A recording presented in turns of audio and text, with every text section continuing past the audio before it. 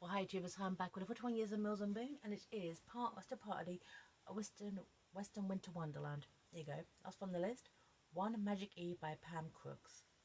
Chet Latimer is attracted to Sonja Kaplan, despite local gossip. He finds himself asking Sonja for help with his motherless little boy, and with Christmas on the horizon and magic in the air, their lives might just change forever. Okay, essentially, Sonja is a village outcast. Okay, she basically trains pigeons, and it's set in 1886 in Montana Territory. Okay, and this is when a 6-year-old Beau, okay, here you go. And this is how it opens. She's a bird lady, Beau. She ain't gonna know nothing about doctrine and pup. So your Captain's pencil stilled over the page of her inventory record books as the boy's voice drifted in through the pigeon loft through a small window. Beau, Chet Latimer's son, how do you know? A younger voice, Beau's hissed back. Because I'm older and smarter than you, and I know a bird ain't nothing like a pup. So what, she's an expert of training pigeons, isn't she? Maybe she knows something about pups too. Alright. So essentially, Beau just turned up on her doorstep with a pup, and the pup isn't a dog, it's a fox, incidentally. Okay, right.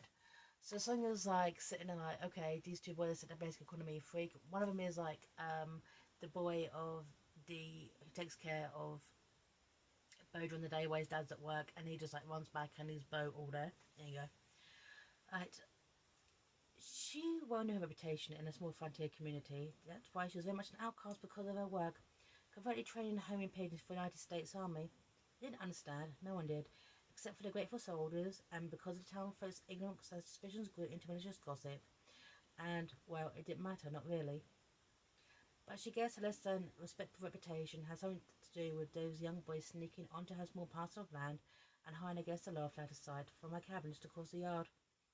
As well, he didn't come forward and just knock on her door like any visitors should. Now, that should have been later in the book. Okay?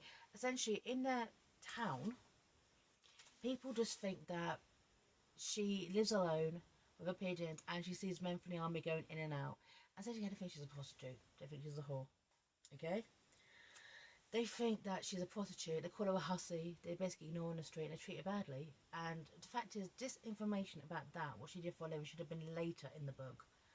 Because let her just live happy with her reputation. She doesn't care. And then it all comes tumbling out. Okay? Right. And the fact is, okay, she's seen Chet Latimer before. She actually likes him before. Okay, this isn't new information. This bit here. Chet Latimer was a handsome, rugged, blood-stirring, virile man, as aloof as can be. Respected the feelings she had for his son, whatever they might be, were kept locked away until he would come to terms with them. The thought saddened her. Did the boy clearly crave what Chet wasn't ready to give? As far as Sonja knew, Chet Latimer had never been married. Beau, no mother, only Esther Grinner who'd be looking after him during the day. Right. Besides, Christmas was only 2 days away, and she couldn't have feeling that maybe Beau Latimer was an unexpected gift. Right. Because with Beau, literally, the phrase dumped on his doorstep, there was several years ago, Beau was seen as woman, well, not seen as woman, okay, pretty much had a very small relationship with her, if you will. And then she died, and then a couple of years later, knock on the door, here's your son. Right. The son he never knew until he showed up on Chet's doorstep, clutching the hand of a man claimed to be the boy's mother's before she died. No, the boy's mother before she died. Chet had been stunned to recall that one evening he spent with her, a flirtatious actress from a troupe, travelling through town 7 years earlier, and with whom he hadn't seen since.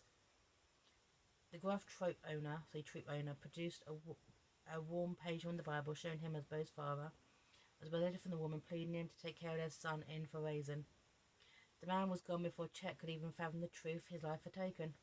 So a man who is not used to being a father, suddenly being one, and knows nothing really about raising a child, and a woman who the town just despises, right?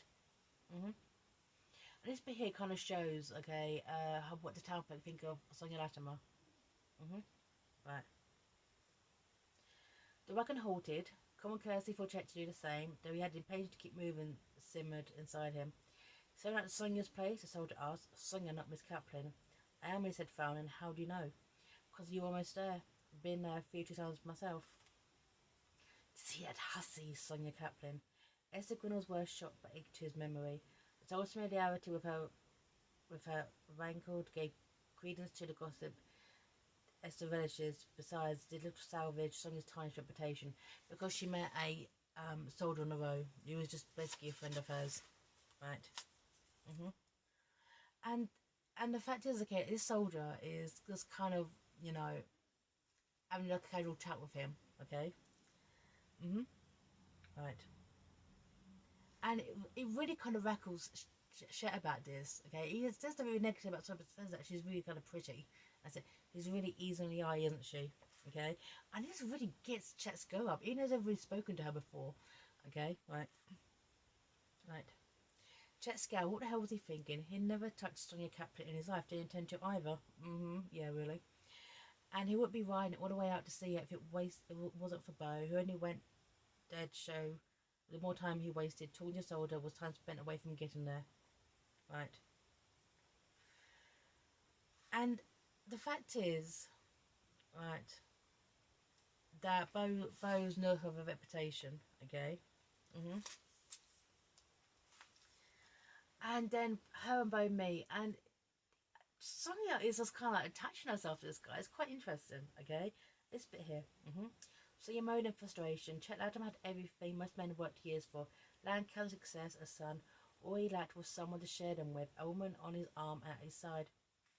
Why couldn't it be her? Lonely Sonia Kaplan. She was willing and available. She couldn't love his son. She could love her son as her own.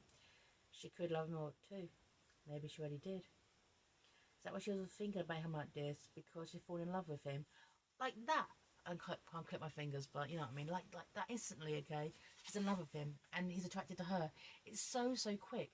Now this book was published when in 2007. Now it's interesting, okay, because how modern day audiences, even like the last 13 years, kind of view Native Americans or First Nations in a bit more of a sympathetic light, because Sonia is pigeons is because they're trying to track down a dangerous Indian. It's called Indian quite frequently in this, okay?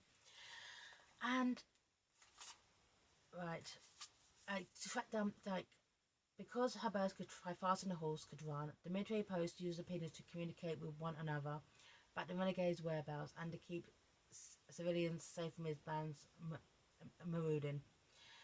To track down Black Thunder. The army appreciated her work, even if her neighbours didn't, but just understood the secrets she must keep. Her neighbours merely gossiped about them. Well, hey, when a soldier says you're going to Sonya's, okay, you kind of, people think that shit's up, you know? I mean, it's not exactly, it's like the worst kept secret in human history, okay? And this is when it really annoyed me, okay? This is when, okay, I find it so all over the place, is when essentially a Union soldier shows up, okay? General Nelson Miles, okay? And, and this big Chet wants to know the truth of what's going on. Instead of just asking her directly, this is how he finds out. Chet had to know what it was, the truth of why the military kept company with a mysterious Sonia Kaplan. He had to learn once and for all if the gossip believed by people like Esther Grinnell had any merit. Right. And this bit here. This is when Chet meets the officer. I'm General Nelson Miles. Chet led to my ear. He surprised and took the hand in the fine grass and honour, sir. He heard of the man. Around these parts hadn't. The general had built a illustrious career in campaigns against the vengeful Indian tribes all over the plains. His gallantry was legendary. See what I mean about sympathetic? There's one Indian who's treated sympathetically, who is like the brother of the guy they're trying to track down. There you go. But that's it. That's it. And the fact is, okay, that Sonia doesn't tell Chet what's going on. This soldier does. Nelson does. Here you go. But Chaplin trains pigeons, so he might use them to glean covert intelligence on the enemy, General Miles said. Black Thunder, you realize, is the only enemy among many. However, at the moment, he's the most immediate. Right. Chet's well tilted. The rumours of speculation he'd done himself. Never once had he thought the strange devotion to her birds was for the benefit of the army. Associate depended on the safekeeping of the citizenry and themselves. Her skill is unmatched. The service she's given to her country is invaluable. General Miles' pride in her was obvious. His concern overshadowed it. However, her skill is not without risk. I must urge you both to extreme caution until Black Thunder is stopped once and for all. He found, would have more information for you, but I don't. the general says to Chet, "What it is not Sonja." You see what the issue is? It's kind of like, well, you're gonna take that away from her? Yeah. Mhm. And this whole thing about Black Thunder, you think Black Thunder's gonna burst through the door, but he doesn't. Black Thunder's basically killed off screen, off page. You know. Yep. There you go. All right. Mhm. And the thing is, Sunday, okay, Chet, after find out, okay, that Sonja does this as her job, is he, oh no, I've got to take care of her. And you see, well, your eyes thinking, bitch, no problems before, why now? And this is when, okay, decides to throw it into her face that she needs protecting, and I like, nah, she doesn't. That was his name, wasn't it? Robert Walker, the man you would have married if Black Thunder and his band hadn't killed him first. Chet Beth Dunn ruthlessly drive his point home. You more than anyone should know you could be next. I live with the possibility for months. I'm armed, I can defend myself. You could defend yourself. Iscal revealed his opinion of that. I'm not afraid. Well, damn, you should be. What, now you care? What, Chet? When you were listening to all the gossip?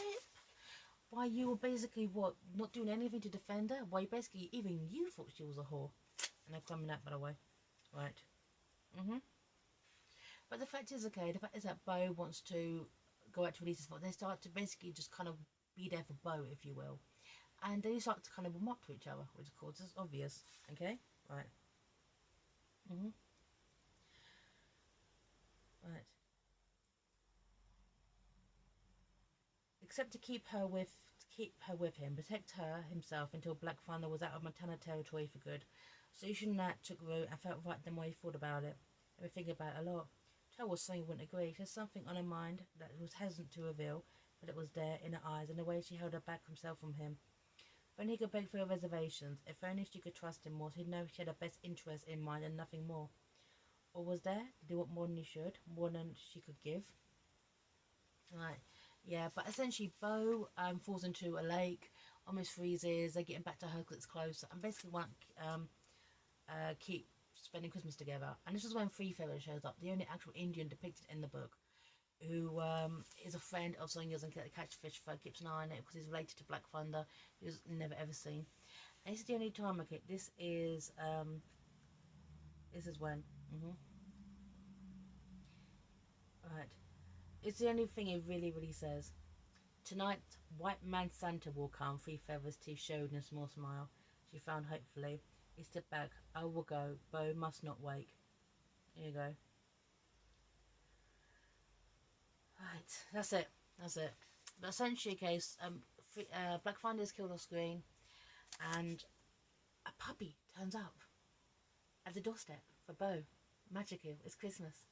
It's Christmas. Bloody hell. Right. His sunset, content and warm in front of the fire. Chet's gaze towed over the black and white bundle snuggles close beside him.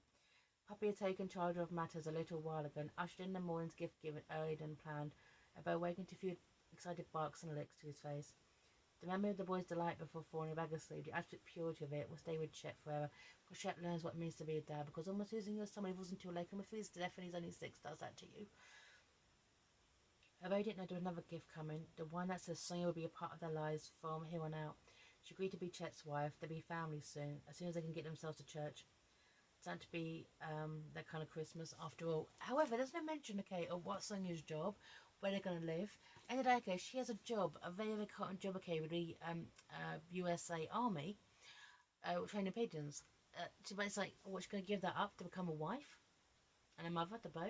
Yeah, that's never mentioned. That kind of should have been. So anyway, out of the three, I think Christmas with Family is the best. But anyway, Western Winter Wonderland, Merry Christmas to you all. Mi veo de Sainus. 41 years of Mills and Boom. Quite nice handle on it, but that One Magic Key should have been a lot longer. It should have been a full book. Really kind of. And also, everyone talks for Sonya. It's really bloody annoying. So, 41 years of Mills and Boom. Sign off. Take care, all. Bye now.